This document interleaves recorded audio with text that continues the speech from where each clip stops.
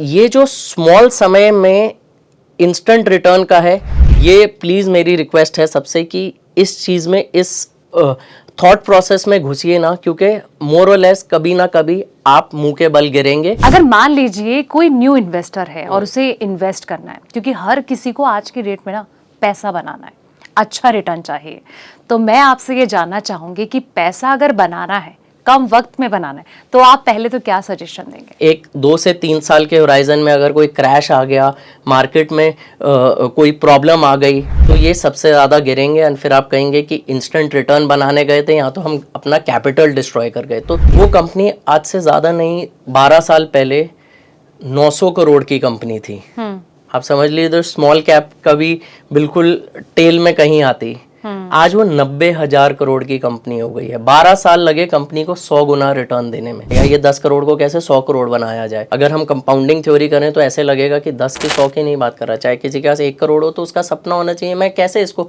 10 करोड़ लेके जाऊंगा। कहीं ना कहीं उसको भी ग्रोथ की जरूरी है। पीएमएस में 50 लाख रुपए की इन्वेस्टमेंट है, एआईएफ कैट 2 कैट 3 में 1 करोड़ की है, तो कंसंट्रेशन रिस्क ना हो जाए। पोर्टफोलियो अगर आपका 4-5 करोड़ है तब आप एआईएफ कंसिडर करिए, अगर आपका पोर्टफोलियो 2-2.5 करोड़ का है तब पीएमएस कंसिडर करिए, और अगर उससे छोटा है तो म्यूचुअल फंड्स और स्टॉक्स के थ्रू बिल्ड करते रहिए। ऐसा होता है ऑपरेटिंग एफिशिएंसी में कि आपका प्रॉफिट और रेवेन्यू 10 गुना से नहीं बढ़ेगा, लेकिन स्टॉक प्राइस जो है आपका 20, 30, 50 गुना हो सकता है। तो ये एक स्मॉल कैप की कैटेगरी है।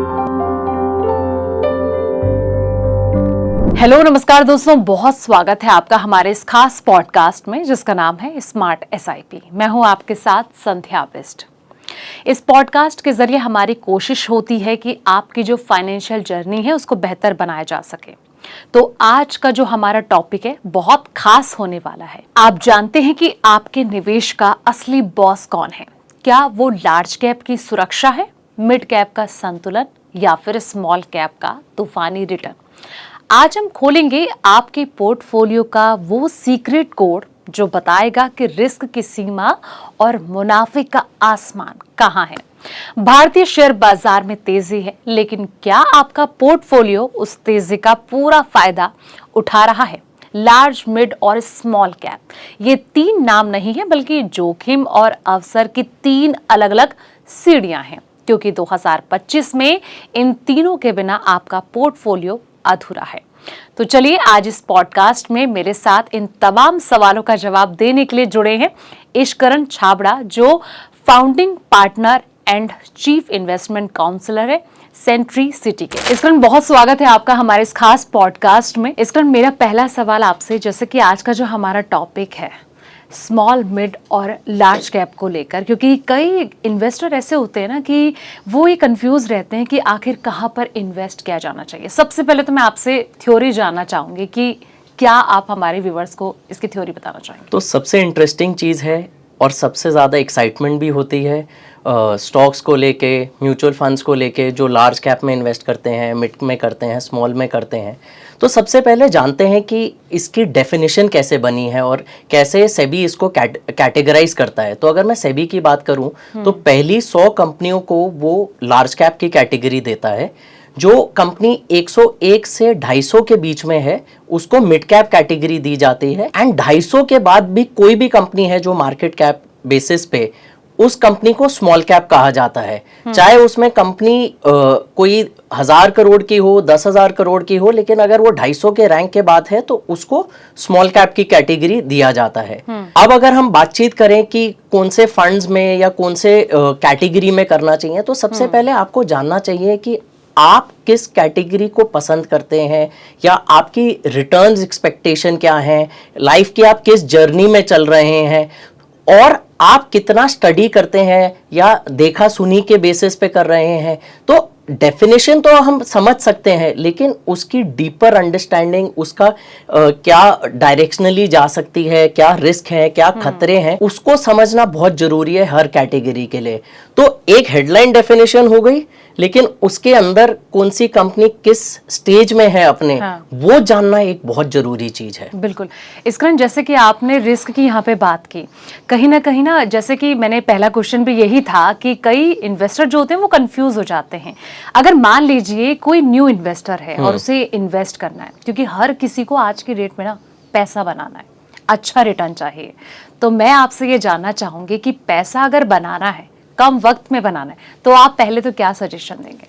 देखिए, ये जो कम समय और जल्दी पैसा बनाने का, यही लाइफ में और इन्वेस्टमेंट का सबसे बड़ा खतरा होता है। लार्ज कैप की भी पोर्टफोलियो में अहमियत है, मिड कैप की भी पोर्टफोलियो में अहमियत है और स्मॉल कैप की भी है।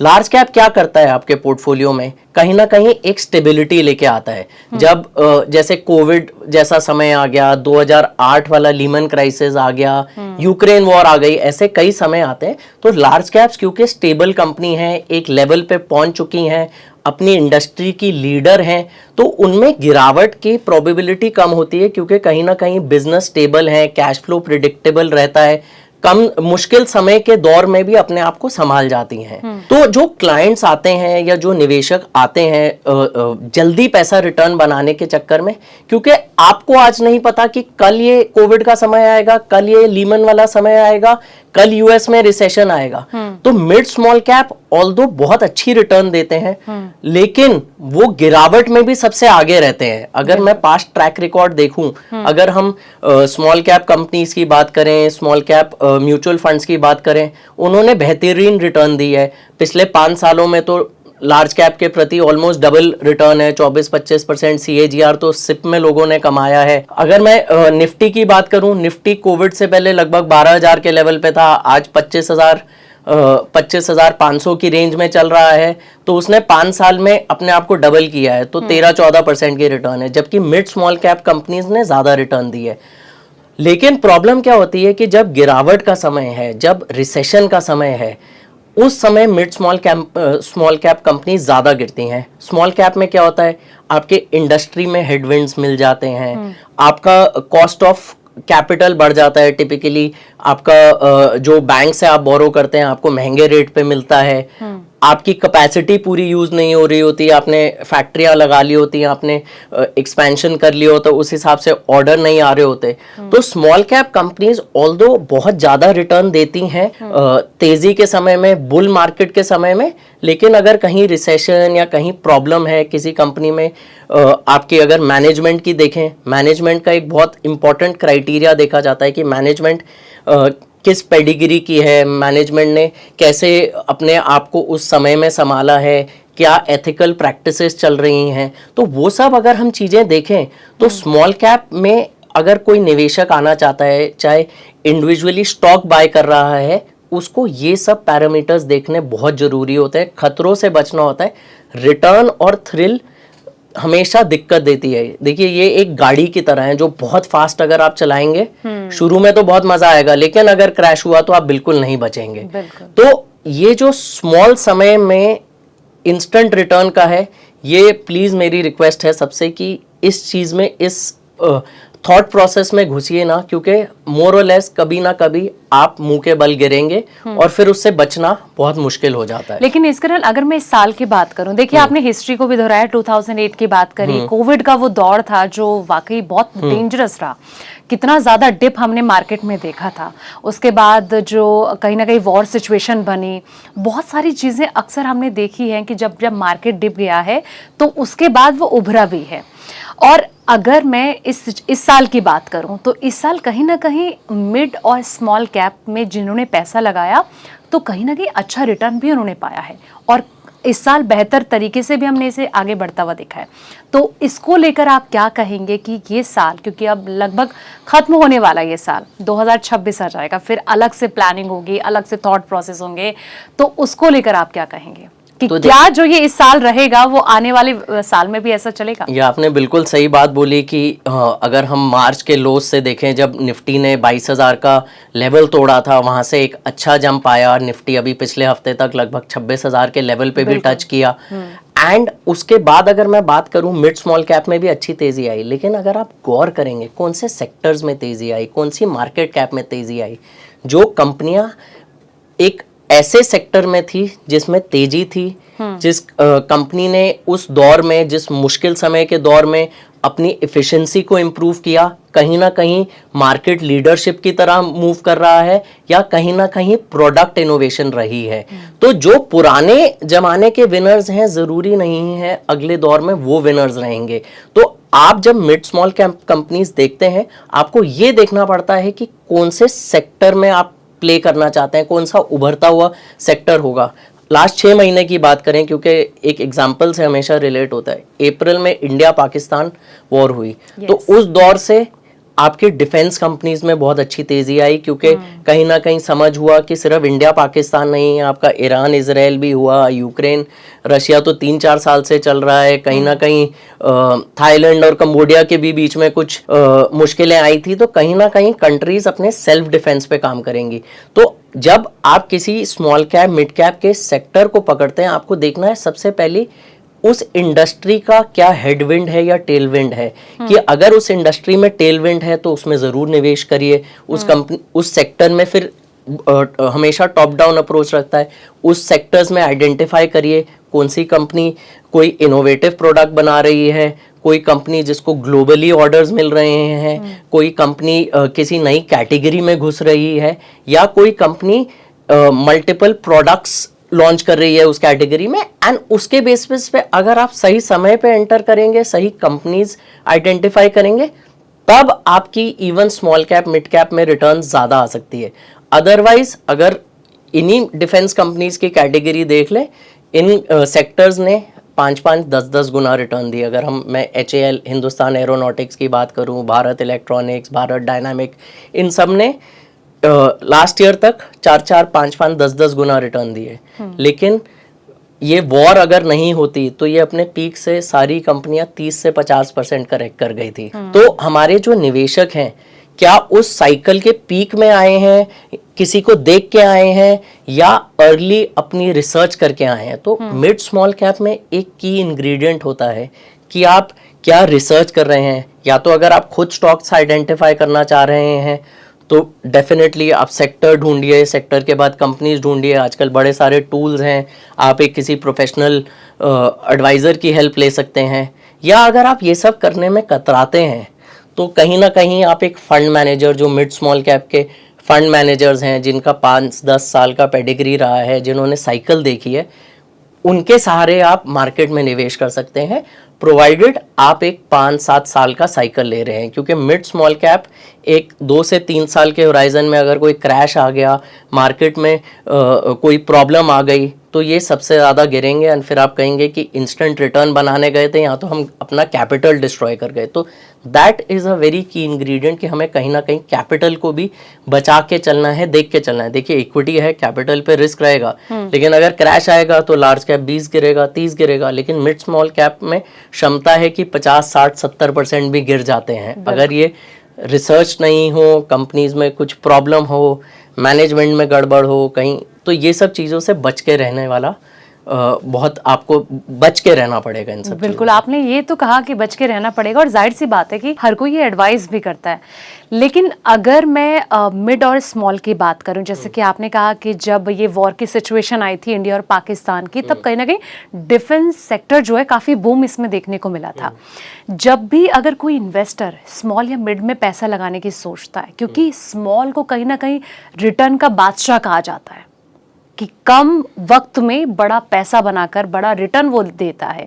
कहीं ना कहीं जब बुल मार्केट होती है तो ज़्यादा से ज़्यादा लोग स्मॉल की तरफ ही भागते हैं, लेकिन वॉलेटिलिटी की जो वॉलेटाइल सिचुएशन बनती है उसमें कहीं ना कहीं मंदी के दौर में भी झटका लगता है, जैसे कि आप भी एडवाइस कर रहे हैं। लेकिन मैं आपसे ये जानना चाहूँगी कि अगर हमें इन्फ्लेशन को बीट करना है तो किस और जाना सही रहेगा, क्या डायरेक्शन होनी चाहिए? इन्फ्लेशन को बीट करना है या पोर्टफोलियो बनाना है? देखिए, हमारे लिए सबसे इम्पोर्टेंट है कि एंड ऑब्जेक्टिव क्या है। पोर्टफोलियो जो है मल्टीपल चीज़ों से बनता है। पोर्टफोलियो की मैं बात करूं तो उसमें इक्विटी का भी इम्पोर्टेंट रोल है, आपका डेट का भी इम्पोर्टेंट रोल है, कहीं ना कहीं गोल्ड एंड सिल्वर का भी इम्पोर्टेंट रोल है, एंड रियल एस्टेट का भी है। आप उसके बीच में बैलेंस कैसे करें, एक वो पहला सवाल आ जाता है। फिर अगर मैं इक्विटी की बात करूं, इक्विटी में कितना लार्ज कैप होना चाहिए, कितना मिड कैप होना चाहिए, कितना स्मॉल कैप होना चाहिए, ये अगला सवाल आता है कि at a underlying market cap level. क्योंकि आप जो मिड एंड स्मॉल कैप है और लार्ज कैप है, कुछ म्यूचुअल फंड्स के थ्रू लेंगे, कुछ स्टॉक्स के थ्रू लेंगे, तो इस कॉन्सेप्ट को ऑफ बैलेंसिंग एक्ट को बोला जाता है एसेट एलोकेशन। अभी हाल फिलहाल गोल्ड सिल्वर में बहुत अच्छी रिटर्न आई, लेकिन अगर मैं आपको 15 साल की बात करूं return, gold has been the best asset class in 5 years out of the last 15 years। किसी साल इक्विटीज़ ने अच्छी रिटर्न दी है, किसी साल यूएस इक्विटीज़ ने सबसे अच्छी रिटर्न दी है। तो आप अगर एक पोर्टफोलियो अच्छा बनाना चाहते हैं तो आपको एक एसेट एलोकेशन रखनी ज़रूरी है। अब सपोजिंग आपने एक एसेट एलोकेशन बना लिया, आज आप एक मार्केट कंडीशंस को देख के आपने एसेट एलोकेशन बनाई, अब उसमें आपको नेक्स्ट चीज़ जो करनी चाहिए, आपको थोड़ी ट्विकिंग करनी चाहिए कि कहीं ना कहीं टैक्टिकल प्ले ले लिया कि इस समय अगर मार्केट लग रहा है कि सस्ती है तो हम लार्ज कैप्स में, हमें अगर लग रहा है जैसे FIIs अभी बेच रहे हैं, कल को FIIs आएंगे। पिछले देखिए 15 महीने से लगभग मार्केट नहीं चली है, उसी रेंज में चल रही है 26,000 से लेकर DIIs तो काफी DIIs बाय कर रहे हैं। तो कल को FIIs अगर आते हैं तो सबसे पहले उनका टिपिकल बाइंग होती है लार्ज कैप्स में।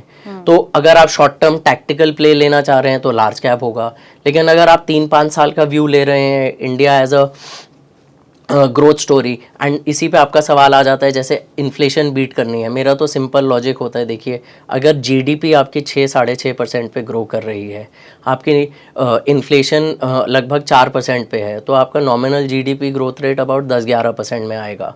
तो लार्ज कैप्स जो होंगे वो आप टिपिकली ऐसे ही लार्ज कंपनीज ढूंढना चाहेंगे जो आपके GDP और नॉमिनल इन्फ्लेशन को फैक्टर इन करके 3-4% का अल्फा करें, तो 12-14%।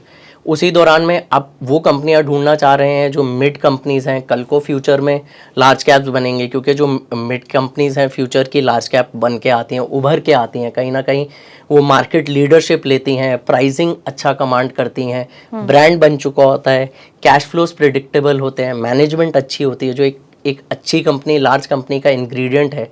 तो अगर हम उसकी बात करें तो आप मिड कंपनीज में थोड़ी और एक्स्ट्रा रिटर्न एक्सपेक्टेशन कर सकते हैं। और अगर थोड़ा और आप रिसर्च कर रहे हैं, थोड़ा डीपर डाउन जा रहे हैं, तो आप स्मॉल कैप कंपनीज में 17-18%, 20% भी प्राप्त कर सकते हैं। देखिए ये तो मैंने आपको 17-18 लॉजिक के बेसिस पे बोला, लेकिन स्मॉल कैप तो एक ऐसी चीज़ है जहाँ पे आपके 50-50, 100-100 गुना हो जाते हैं। एक जैसे निवेशकों के लिए शेयर करूँगा, एक कंपनी है SRF लिमिटेड। अच्छा। ये श्रीराम फाइबर्स करके है।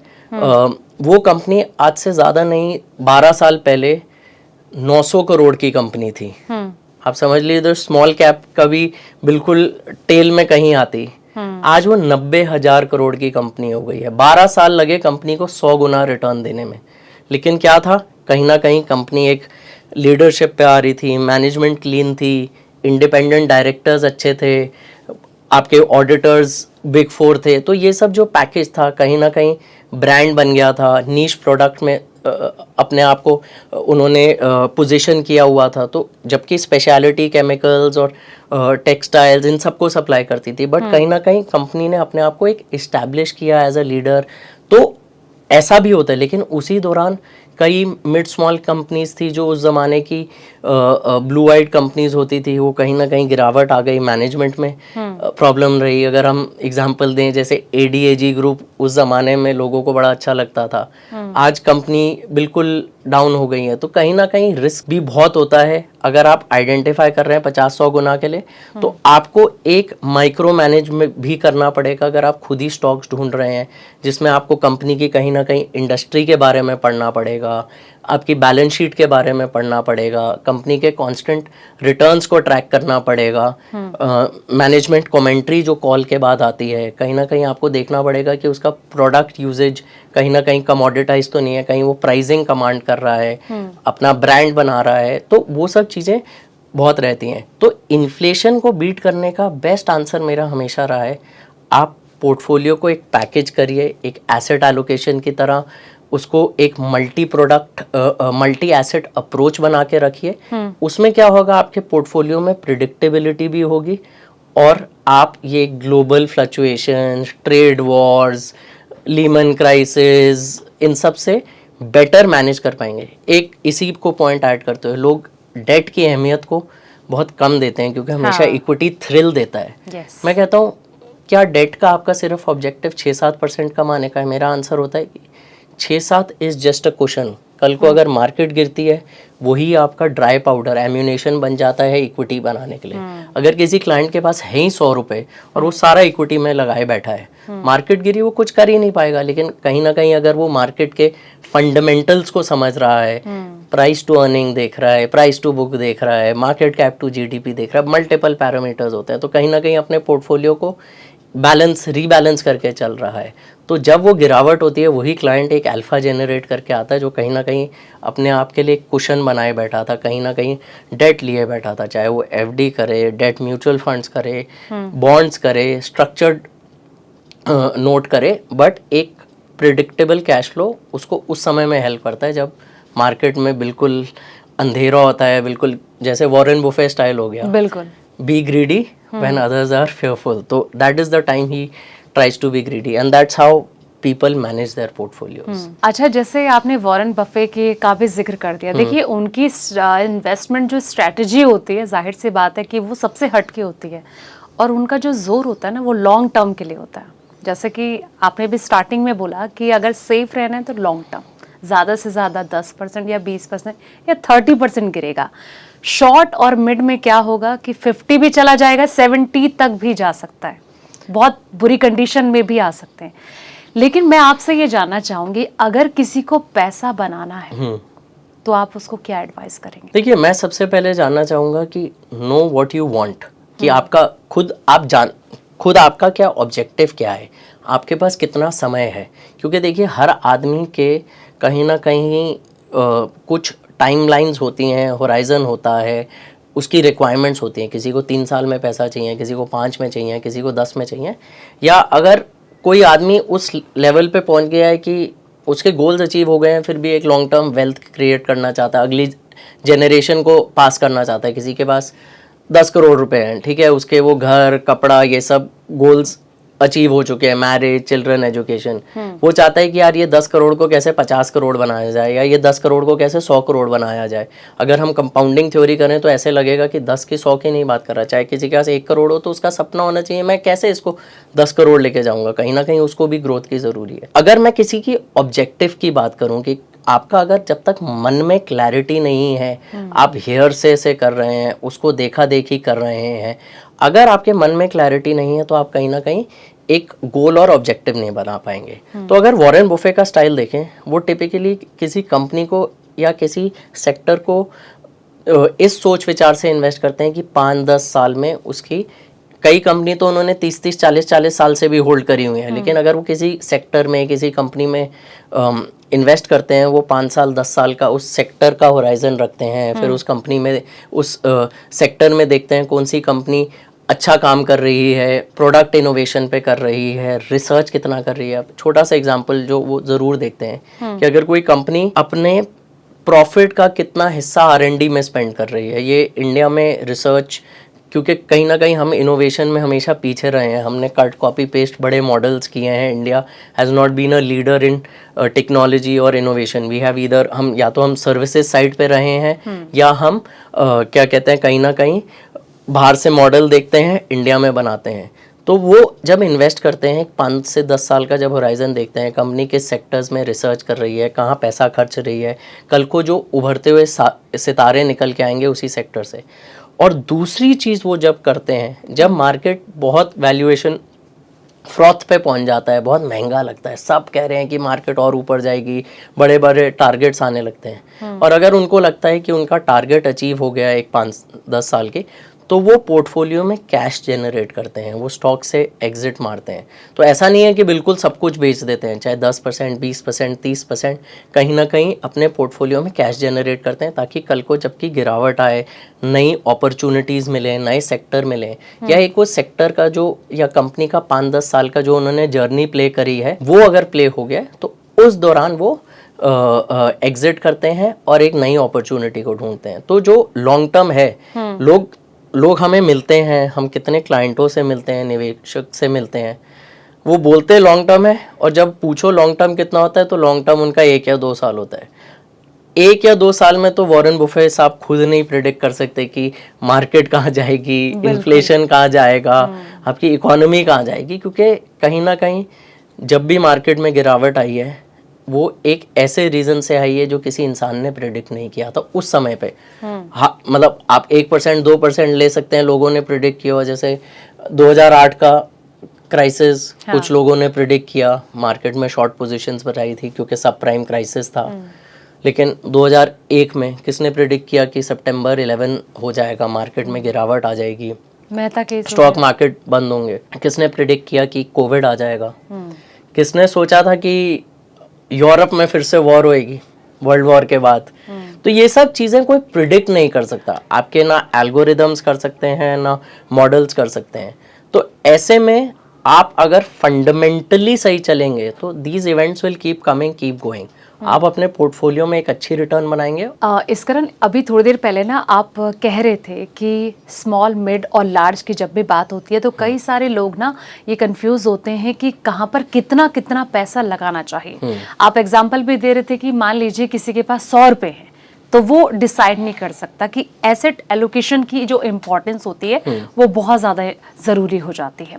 तो मैं आपसे ये जानना चाहूँगी कि चलो एग्जांपल हम 100 रुपये से ही ले लेते हैं कि अगर किसी के पास 100 रुपये है तो उसे कैसे डिसाइड करना है कि मुझे कहाँ पर कितना कितना पैसा लगाना। सो सबसे पहले एंड ऑफ द डे जो सबसे पहले चीज़ जानने वाली है, लोग कहते हैं कि लोग ना हमेशा इन्वेस्टमेंट से पहले KYC करवाते हैं और हमेशा पूछा जाता है नो योर कस्टमर। मैं उसको बोलता हूँ know your customer in actual sense, उसका थोड़ा साइकोमेट्रिक एनालिसिस करना चाहिए, रिस्क प्रोफाइल समझना चाहिए कि वो किस सिचुएशन में कैसे रिएक्ट करता है। ठीक है, एक वो थियोरेटिकल होता है लेकिन कोई लोग उस डीप में नहीं जाते।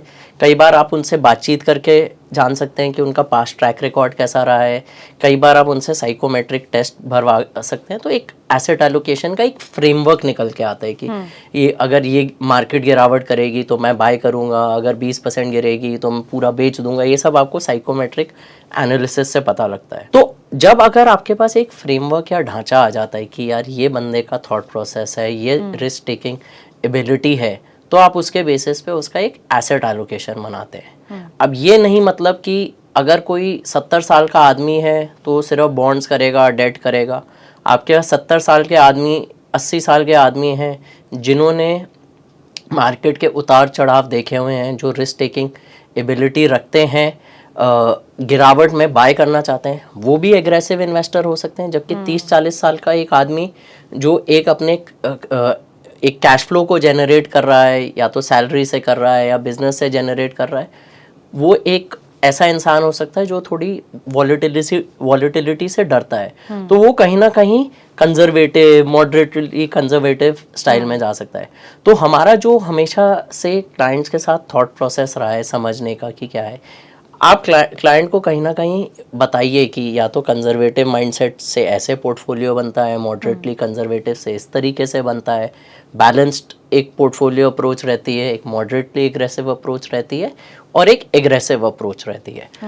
मान लीजिए आज हम इक्विटी की बात कर रहे हैं, मेरा खुद का पैशन इक्विटी है and I am my self an equity investor, कि मैं एक इक्विटी में एग्रेसिव पोर्टफोलियो बिल्ड करना चाहता हूँ। अब पोर्टफोलियो के अंदर दो तरीके हैं, या तो मैं स्टॉक्स लेना चाहता हूँ, मैं म्यूचुअल फंड्स के थ्रू करना चाहता हूँ, मैं PMS AIF के थ्रू करना चाहता हूँ, तो वो एक नेक्स्ट आंसर आता है। उसमें भी आपको देखना पड़ेगा कि आपके पोर्टफोलियो साइज क्या है, क्योंकि कहीं ना कहीं PMS में 50 लाख रुपए की इन्वेस्टमेंट है, AIF CAT 2 CAT 3 में 1 करोड़ की है, तो कंसंट्रेशन रिस्क ना हो जाए। पोर्टफोलियो अगर आपका 4-5 करोड़ है तब आप AIF कंसिडर करिए, अगर आपका पोर्टफोलियो 2-2.5 करोड़ का है तब PMS कंसिडर करिए, और अगर उससे छोटा है तो म्यूचुअल फंड्स और स्टॉक्स के थ्रू बिल्ड करते रहिए। उसमें भी अब आ जाता है कि हमें लार्ज कैप कितना रखना है at an underlying level, mid cap कितना रखना है, स्मॉल कैप कितना रखना है। तो आपको कंपार्टमेंटलाइज करना पड़ेगा कि कितना मेरा पोर्टफोलियो, मेरे को हो सकता है 3 साल में कोई पैसे की ज़रूरत हो, मेरा कोई बच्चा पढ़ने जा रहा है, मेरे को कॉलेज की फ़ीस देनी है, मेरे को कोई हाउस, मेरे को घर खरीदना है, क्योंकि लॉट ऑफ आवर जो हमारी ऑडियंस है कहीं ना कहीं first objective is to buy a house of their own.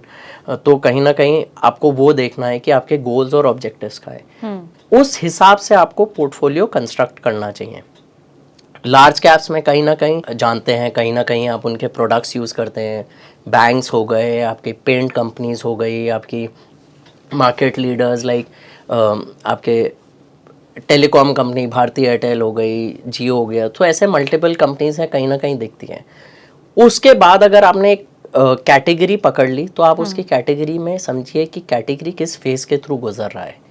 क्या आपके उस सेक्टर में कहीं ना कहीं हेडविंड्स हैं, कहीं ना कहीं सेक्टर में कोई स्लो डाउन तो नहीं आ रहा है। जैसे एक एग्जांपल लेते हैं, सब इस कंपनी के प्रोडक्ट्स यूज़ करते हैं, हिंदुस्तान यूनिलीवर लिमिटेड, लेकिन कहीं ना कहीं 4-5 साल से वो उसी रेंज में रहा है। कहने को तो लार्ज कैप है, लेकिन उस कंपनी ने अगर रिटर्न नहीं दी 5 साल में तो निवेशक इन्वेस्टर्स बोर हो जाते हैं, यार लार्ज कैप तो आप कहते हैं कि ग्रो करता है और नहीं करता। तो आपको ये देखना है कि वो कंपनी किस दौर से गुजरी है। कहीं ना कहीं एक ज़माने में 70-80 का PE FMCG company India command करती थी, आज 50-60 का भी अगर पीई आ गया है तो मार्केट उसको कहीं ना कहीं ग्रोथ नहीं दे पा रही है। तो आपको समझना पड़ेगा कि एक जो इन्वेस्टर्स हैं, जो FIIs हैं, डोमेस्टिक म्यूचुअल फंड इन्वेस्टर्स हैं, पेंशन कंपनीज हैं, क्या उस सेक्टर को अट्रैक्टिव समझ रही हैं, क्या उन कंपनीज को अट्रैक्टिव समझ रही हैं। तो अगर मैं HUL का ही जैसे एग्जांपल दे रहा था कि कहीं ना कहीं HUL ने 5 साल से रिटर्न नहीं दिया। क्यों? क्योंकि कहीं ना कहीं इंडस्ट्री हेडविंड्स थे, मार्केट उसको 70-80 का पी देता था, 50-60 पे आ गया, कमोडिटी के प्राइसेस ऊपर चले गए, बीच में पाम ऑयल के प्राइसेस ऊपर चले गए थे, उस वजह से FMCG इस कंपनी ने नहीं अच्छा रिटर्न दिया। तो अगर आप लार्ज कैप भी करते हैं तो वहाँ पे थोड़ी सी एक्टिव एलोकेशन की ज़रूरत है कि कभी आप बैंकिंग फाइनेंशियल में ओवरवेट हो रहे हैं, कभी आप ओवरवेट होना चाह रहे हैं आईटी में। जैसे अभी आईटी पे बड़ा दबाव रहा है पिछले 1 साल से, कंपनीज लाइक TCS 30% करेक्ट कर गई हैं, 35% करेक्ट कर गई हैं। तो आपको कहीं ना कहीं लार्ज कैप्स में भी एक्टिव कॉल लेना पड़ता है। मिड कैप कंपनीज वो हैं जो कहीं ना कहीं एक अपना ब्रांड बना चुकी हैं, स्मॉल वाली कैटेगरी से एक अच्छी एफिशिएंसी पे आ गई हैं, ऑपरेटिंग एफिशिएंसी हो गई है, कैपेसिटी यूटिलाइजेशन अच्छी हो गई है, कहीं ना कहीं ब्रांड बना रहे हैं, प्रिडिक्टेबल कैश फ्लोज हैं, they are on the verge of becoming large companies. तो उसमें भी एलोकेशन ज़रूरी है। एंड स्मॉल है, स्मॉल जो है सबसे रिस्की वाली कैटेगरी है। मज़ा बहुत आता है, लेकिन कहीं ना कहीं आपको ये देखना है कि आप उस सेक्टर में सही समय पे एंट्री ले रहे हैं, एक कंपनी पे बेट कर रहे हैं जो कल को एक अच्छा प्रोडक्ट बनाएगी, एक अच्छी कैटेगरी में एंटर करेगी, एक अच्छा नीश प्रोडक्ट पे काम कर रही है। तो कहीं ना कहीं वो कोई कमोडिटाइज प्रोडक्ट नहीं बना रही है, एक इनोवेशन है, इनोवेशन कर ली, अब इनोवेशन में स्केल लाना चाह रही है। जैसे अगर कोई सेमीकंडक्टर बना रही है, तो अगर आज सपोजिंग 1 लाख यूनिट्स बनाती है, कल को कैपेबिलिटी होनी चाहिए कि 1 लाख से 10 लाख की। अब जब 1 लाख पीस से वो 10 लाख करेगी तो जाहिर सी बात है कि उसकी रेवेन्यू और प्रॉफिट बढ़ेगा। लेकिन ऐसा होता है ऑपरेटिंग एफिशिएंसी में कि आपका प्रॉफिट और रेवेन्यू 10 गुना से नहीं बढ़ेगा, लेकिन स्टॉक प्राइस जो है आपका 20, 30, 50 गुना हो सकता है। तो ये एक स्मॉल कैप की कैटेगरी है। तो जब आप पोर्टफोलियो कंस्ट्रक्ट कर रहे हैं, compartmentalize your allocation across large cap, mid cap, small cap, and identify कि आई वांट टू, मेरे को एक फंड रूट लेना है या मेरे को इंडिविजुअल स्टॉक्स लेने हैं। अगर स्टॉक रूट ले रहे हैं, मेहनत करनी पड़ेगी, हेयरसे पे मत जाइए, बैलेंस शीट पढ़िए, फंड मैनेजमेंट कॉल समझिए, इंडस्ट्री में क्या हो रहा है वो जानिए। अदरवाइज़ हमेशा आपके पोर्टफोलियो में, जितना मैं लोगों से मिलता हूँ, कहीं ना कहीं पोर्टफोलियो में हमेशा लैगर्ड्स मिल के आते हैं। फिर लोग कहते हैं हमारी रिटर्न नहीं बनी, क्योंकि उनको इंस्टेंट ग्रेटिफिकेशन चाहिए। कोई ऐसा स्टॉक बता दो जो डबल हो जाए। ऐसा नहीं होता, किसी की टिप पे काम करते हैं। अरे भाई, जिस इंसान ने टिप दी, जब तक आपने उसमें एंट्री मारी, वो इंसान, वो स्टॉक चला भी, हो सकता है वो इंसान जिसने टिप दी वो तो निकल गए और आप फंस के रह गए। तो कहीं ना कहीं ये बहुत जानना ज़रूरी है। एग्जिट भी मिड स्मॉल कैप में बहुत ज़रूरी है, क्योंकि आप किसी को टेलगेट करने की कोशिश कर रहे हैं। टेलगेट में ये होता है कि भैया जो इंसान वाला तो पहले निकल गए और आप फंस के रह गए।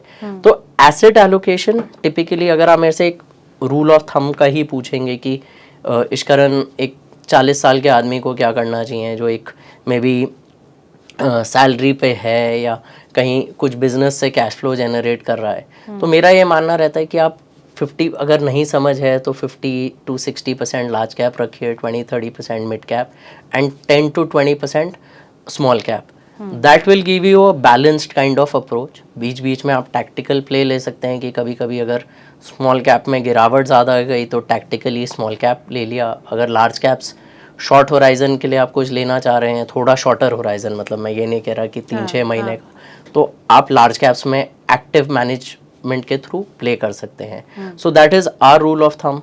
उसके साथ डेट ऐड करिए, whether you do it in form of bonds करते हैं, एफडी करते हैं, पीपीएफ करते हैं, टैक्स एफिशिएंसी देख के, वो भी ज़रूरी है। और गोल्ड और सिल्वर भी, don't chase gold and silver as a कि भाग गया है, फोमो हो गया है। फोमो एक लाइफ में सबसे बड़ी प्रॉब्लम है। आप gold and silver as a part of portfolio लीजिए, एज पोर्टफोलियो हेज लीजिए, क्योंकि अगर मार्केट में रिसेशनरी इन्वायरमेंट होगा, इन्फ्लेशन हाई होएगी, यूएस में अगर रिसेशन, तो आपको गोल्ड सिल्वर ये टाइप की चीज़ें एक कुशन करके देंगी। बिल्कुल बिल्कुल। इश्करण, मुझे ऐसा लगता है ना कि जितने भी डाउट्स जो एक इन्वेस्टर के माइंड में रहते हैं, मुझे लगता है इस पॉडकास्ट के जरिए आपने सारी चीज़ें हमारे इन्वेस्टर, खास तौर पर जितने भी व्यूवर्स हमें देख रहे हैं इस वक्त, उनको काफ़ी ज़्यादा हेल्प मिली होगी अपनी जो फाइनेंशियल उनकी जर्नी होती है उसको बेस्ट बनाने के लिए और कहीं ना कहीं टिप्स लेने के लिए। तो बहुत बहुत थैंक यू सो मच आपका हमारे साथ जुड़ने के लिए, इस पॉडकास्ट में शरीक होने के लिए। तो दोस्तों, जिस तरीके से आपने जाना, इश्करण ने बताए तमाम जानकारी, उम्मीद है ये पॉडकास्ट आपको पसंद आया होगा और अगले पॉडकास्ट में हम फिर मिलेंगे नए टॉपिक के साथ। तब तक के लिए नमस्ते।